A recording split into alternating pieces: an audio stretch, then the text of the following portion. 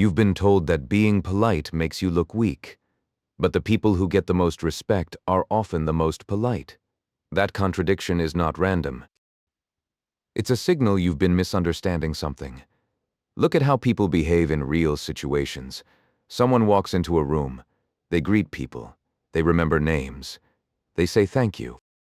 Nothing excessive. Nothing forced. And yet, people respond differently to them. They open up. They cooperate. They trust them faster. Now compare that to someone else. Direct. Blunt. Efficient. No small talk. No courtesy. They get things done. But people keep their distance. They comply. But they don't support. Same environment. Different response. So what's actually happening? Here's the hidden problem. You think politeness is about lowering yourself, but real politeness signals the opposite. It signals that you are secure. Because insecurity pulls inward. It protects. It withholds. Security extends outward. It acknowledges. It gives. When you can be polite without hesitation, you're showing that you're not threatened, and people feel that immediately. This is where most people get it wrong. They've seen fake politeness. People being nice to get something. People acting warm with an agenda. So they reject politeness altogether. They become blunt. Guarded. Minimal. Thinking that makes them strong. But it doesn't create respect. It creates distance. Because people don't trust cold behavior, even if it's efficient. Here's the deeper layer. There are two types of politeness. One comes from need. The other comes from stability. The first one feels calculated. The second one feels natural. People can tell the difference instantly. When someone is polite because they want approval, it feels tense. When someone is polite because it's their baseline, it feels calm. That calmness is what people respond to. Here's the principle. Politeness is not submission. It's a signal of internal stability. Read that again. You're not lowering yourself. You're showing that you don't need to prove anything, and that's what makes it powerful. So how do you use this correctly? Without becoming fake. Without overdoing it. You need structure. 4 simple principles.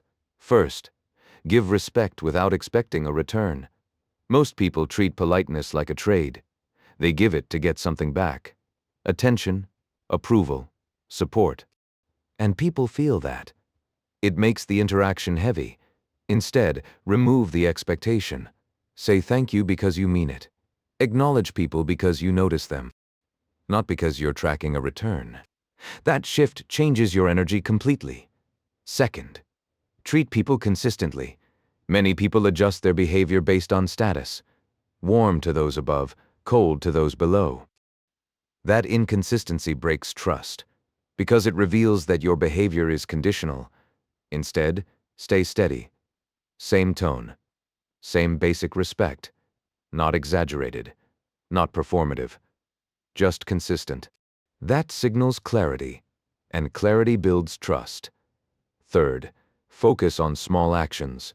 Respect is rarely built through big gestures. It's built through repetition, arriving on time, listening without interrupting, acknowledging effort, admitting when you're wrong. These are small, but they accumulate. Over time, they create a pattern, and people trust patterns, not isolated moments. Fourth, speak well of people when they're not present. This is one of the strongest signals of character. Anyone can be polite face to face. But what you say when someone isn't there matters more. When you give credit, when you acknowledge effort, when you stay neutral instead of negative. You build a reputation quietly, and that reputation travels, not immediately, but consistently. Now let's make this practical. When someone helps you, thank you. I appreciate it. Simple, direct. When you disagree, I see your point. Here's how I'm looking at it. You stay clear, without creating tension. When meeting someone new, good to meet you. I've heard about your work. Warm, but not excessive. When ending a conversation, good talking with you. Take care. Clean, respectful. Notice the pattern. No exaggeration, no performance, just steady presence. That's what people respond to. Here's what will start to change. People become more open around you.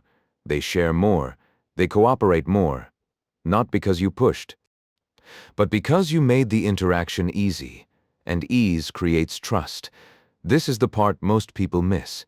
You don't gain respect by being harder. You gain respect by being stable. Because stability is rare, and people value what is rare. Let's reinforce this. If your politeness depends on what you get, people feel the pressure. If your politeness comes from who you are, people feel the consistency. One creates doubt, the other creates trust. So try something simple. For the next few days, focus on small, consistent courtesy. Not bigger, not louder. Just more intentional. Notice how people respond. Over time. Not instantly, because this works quietly. But it compounds. Key takeaway. Politeness is not weakness. It's a signal that you are grounded enough to extend respect freely. And people trust that more than force or intensity. If this shifted how you see everyday interactions, there's a deeper layer to it. Most people either overdo politeness or avoid it entirely. Few understand how to use it with clarity. This is just one layer. If you want to go deeper, the full framework is in the book. Because how you treat people shapes how they experience you. And that experience defines your position over time.